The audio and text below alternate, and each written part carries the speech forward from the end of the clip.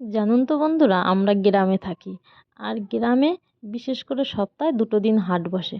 আর সপ্তাহে 2 দিন যে হাট বসে, বিশেষ 2 দিনে, যেরকম আমাদের এইখানে রবিবারে হাট বসে আর বৃহস্পতিবারে হাট বসে। এখন সেই সিস্টেমে আমাদের সবজি বা বাজারঘাট করা হয়। তার মধ্যে দেখা গেল হাটের উম, হাট যেহেতু রবিবার, শনিবার দিন আমাদের সবজি শেষ হয়ে গেল, তখন কি করা যাবে?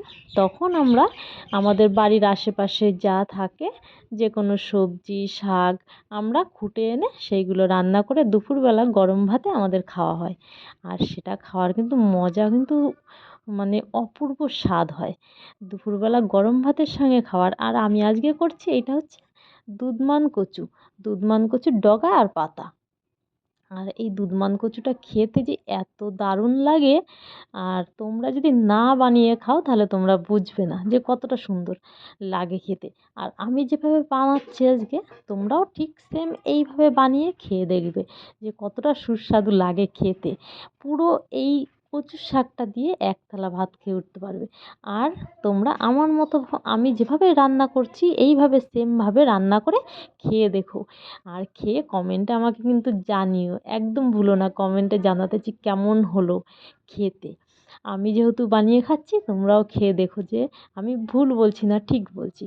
এখন আমি এটাকে রান্না করে নিচ্ছি। আর তোমরা তো সব প্রসেসটা দেখলে যে কিভাবে কি করছি আমি।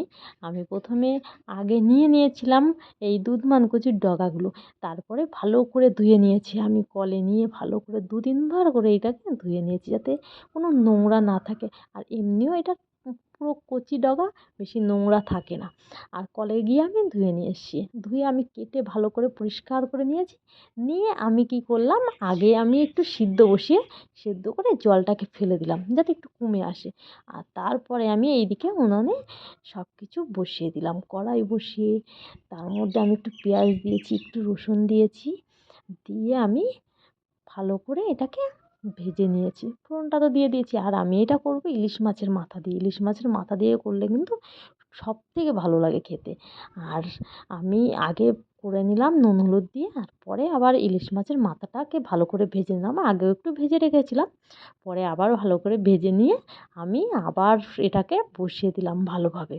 আর তার মধ্যে তো তোমরা দেখতেই পেয়েছো আমি কী কী দিয়েছি, সব কিছুই দিয়েছি, নুন হলুদ তেল চিনি। আর এইটা হচ্ছে মেন, শুকনো লঙ্কাটাকে ভেজে আমি গুঁড়িয়ে লাস্টে দিচ্ছি, এটাতে আরও স্বাদটা বাড়ে। আর ভালো লাগলে ভিডিওটা আমার পাশে থেকো, আর চ্যানেলটাকে সাবস্ক্রাইব করো, আর লাইক কমেন্ট করতে একদম ভুলো না।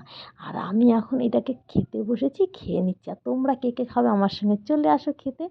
আমার কিন্তু দারুণ লাগছে, আমার মনটা আনন্দে ভরে যাচ্ছে, এত ভালো জিনিস একটা খেতে পাচ্ছি অনেক দিন পরে। আমার তো টাইম হয় না বানানোর, আর আজকে আমি বাড়ি আছি বলে বানালাম।